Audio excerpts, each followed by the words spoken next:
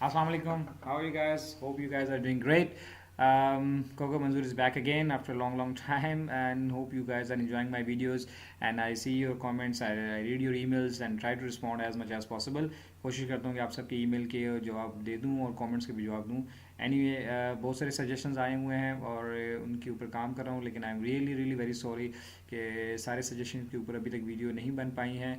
I am trying my level best. उसमें कुछ मुश्किलात हैं, कुछ टाइम है, कुछ कंस्ट्रेंट्स हैं जिसकी वजह से रह गई हैं. इसी ज़मन में कुछ जो सजेशंस आए थे गेम थ्योरी के बारे में, तो उस पर हमने कुछ काम किया है. आज से हम ये सीरीज़ शुरू कर रहे हैं गेम थ्योरी की. इस पे तकरीबन कोई 7-8 लेक्चर्स होंगे इंशाल्लाह, और कोशिश करेंगे कि हम इसमें जितने भी गेम थ्योरी से रिलेटेड इम्पॉर्टेंट टॉपिक्स हैं वो सारे हम कवर कर लेंगे. लाइक प्रिजनर्स डायलेमा क्या है, डोमिनेंट फर्म स्ट्रेटजीज़ क्या है, गेम थ्योरी क्या है, कैसे स्टार्ट हुई, कैसे इसमें इक्विलिब्रियम आता है, वगैरह वगैरह. ना force it's all about oligopoly market. तो हम स्टार्ट जो है अपना ओलिगोपोली से ही लेंगे. आप इंशाल्लाह hope you will enjoy in these videos as well. Secondly you can see my email address, Facebook address. आप ज़रूर इन पेजेस पे जाइए, यूट्यूब चैनल पे लॉग ऑन कीजिए, सब्सक्राइब कीजिए, और अगर वीडियो अच्छी लगें तो ज़रूर बाकी दोस्तों के साथ भी शेयर करें ताकि ज़्यादा से ज़्यादा लोगों को फ़ायदा हो. सो लेट्स बिगिन जी. रेडी हैं जी? पेंसिल कॉपी एज़ यूजुअल अपने पास रख लें, क्योंकि सारे पॉइंट्स जो हैं वो स्लाइड में नहीं लिखे होते हैं. कुछ मैं बातों में भी एक्सप्लेन कर देता हूँ, तो कोशिश करिए कि उन चीज़ों को भी आप नोट कर लें. बाकी वीडियो आप डाउनलोड करके अपने पास एज ए रिकॉर्ड भी रख सकते हैं. So let's begin ji. So first lecture about the oligopoly market, sorry, the game theory is, let's first understand the oligopoly market कि oligopoly क्या है, और फिर हम इसको देखेंगे कि क्योंकि इसी मार्केट में ही गेम थ्योरी को गेम जो है वो प्ले की जाती हैं. हम पहले समझेंगे कि ओलिगोपोली मार्केट क्या है, और ये किंग डिमांड कर्व का जो कॉन्सेप्ट है, what is it as well, right.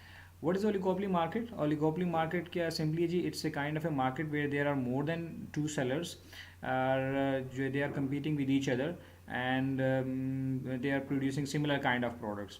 इसमें फिर एक डिफरेंशिएटेड एंड नॉन डिफरेंशिएटेड भी होती है कि similar products means same products भी हो सकती हैं, और स्लाइटली डिफरेंशिएटेड प्रोडक्ट्स भी होती हैं.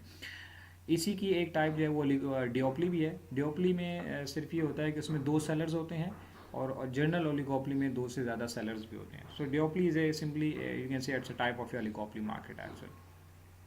एग्जांपल्स क्या हैं जी? पाकिस्तान में अगर आप देखेंगे तो हमारी टेलीकॉम इंडस्ट्री जो है वो ओलिगोपोली मार्केट है, क्योंकि देखें यूफोन है, मोबिलिंक है, वारिद है, क्या कहते हैं, कौन सी है यार, telecom, Telenor. So these are the 4 big companies which are selling telecom services. इसी तरह 5-6-7 एयरलाइंस हैं. तो हम इसे कह सकते हैं कि पाकिस्तान में airlines industry and telecom industry जो है वो ओलिगोपोली मार्केट है, because they are sharing the maximum market share. ठीक है जी. इसके क्या फीचर्स हैं? 3-4 फीचर्स हैं मेन इसके. Number 1, small number of firms होती हैं इस मार्केट के अंदर, मींस 3-4-5.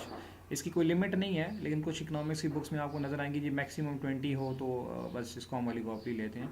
बट नॉर्मली आप इसको ले सकते हैं कि लेस दैन 10 फर्म्स भी हों, और मोर देन 3 हो तो हम इसको ओलिगोपोली, 3 और मोर देन 3 हो तो इसको ओलिगोपोली ले लेते हैं. दूसरी इसकी जो रीज़न है वो है बैरियर्स टू एंट्री होंगी इस फर्म के अंदर. ऑब्वियसली जब थोड़ी सी फर्म्स होंगी तो नई फर्म के आने के लिए मुख्तलिफ़ किस्म के बैरियर्स होंगे. लाइक उसमें टेक्नोलॉजिकल बैरियर हो सकता है, उसमें फाइनेंशियल बैरियर हो सकता है.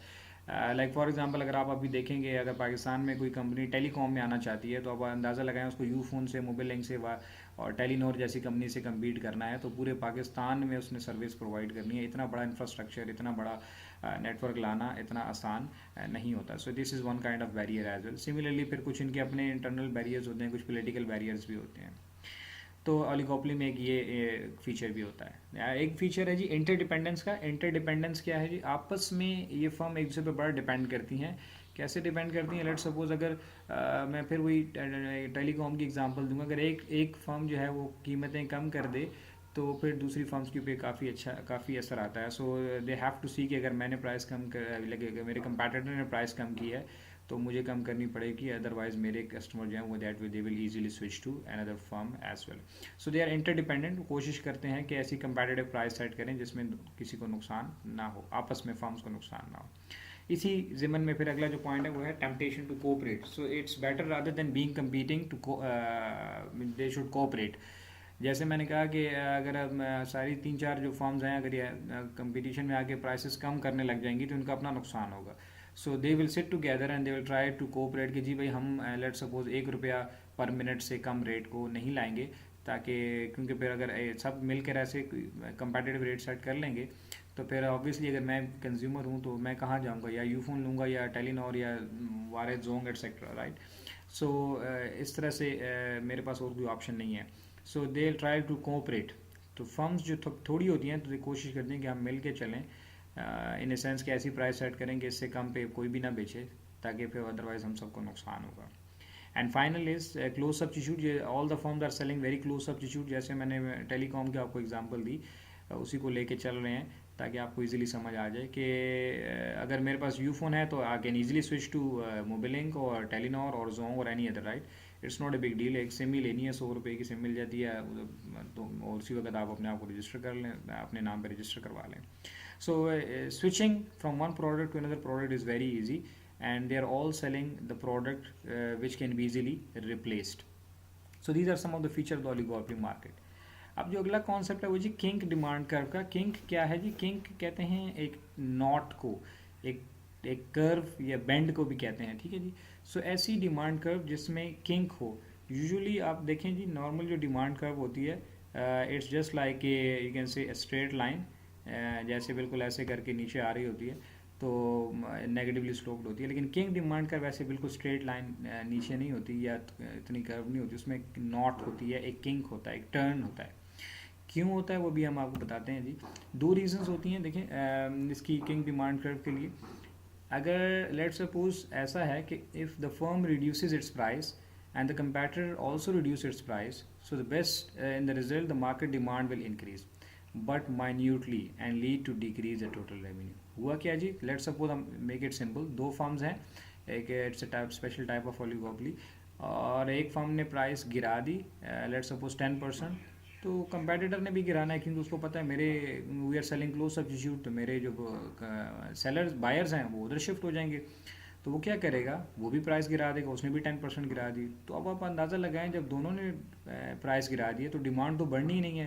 जो मेरे कंज्यूमर थे वो मेरे पास ही रहेंगे, जो दूसरे कंज्यूमर थे उसके पास रहेंगे, थोड़े से ऐड हो जाएंगे। So means demand might increase very slightly because already we are competing in a market where there is no more room for accessing increasing the market share.